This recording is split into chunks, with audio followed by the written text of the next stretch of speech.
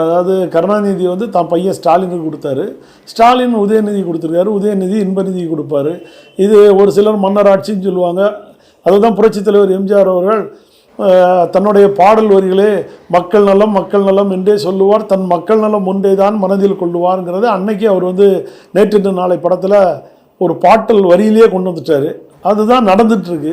வீட்டுக்கெல்லாம் வெளிச்சம் போட கொடுத்த பணத்திலே தாங்கள் வெளிச்சம் போட்டு வாழ்ந்து விட்டார் நகர சபையிலேயும் பாரு.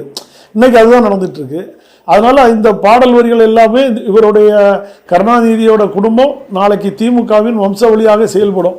அதனால் இப்போ அதை கடந்து போக வேண்டிய காலகட்டத்தில் இருக்கிறோம். வந்து அவ்வளோதான், அது முடிஞ்சு போச்சு, கொடுத்தாச்சு, வாழ்க பல்லாண்டுன்னு சொல்லி ஒதுக்கிட வேண்டிய. ஆனால் என்ன, நல்லாட்சி கொடுங்க, மக்கள் விரும்புகிற மாதிரி நடங்க.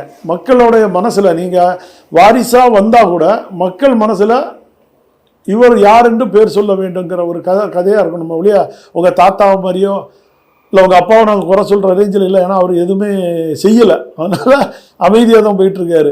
அதனால நீங்கள் ஒரு நல்லாட்சியை நாளைய இளைய சமுதாயத்துக்கு கொடுக்கணும் தான் அவங்க அந்த வம்சவழியில் அவங்கள எதிர்பார்க்குறாங்க. ஏன்னா ஒருத்தர் ஒரு திமுகவில் உள்ளவரை நான் பார்த்தேன், உதயநிதி வரணும், இன்பநிதி வரணும், நாங்கள் அவர் காலிலே விழுந்து கூட சாகணும், நாங்கள் அவரை தான் தலைவராக ஏற்கிறோன்னு உங்கள் திமுக தொண்டர்களே வரவேற்கும் போது அதை பற்றி நம்ம கருத்து சொல்கிறதுல ஒன்றும் இல்லை. அது அவங்க உள்கட்சி தலைவர்கள்.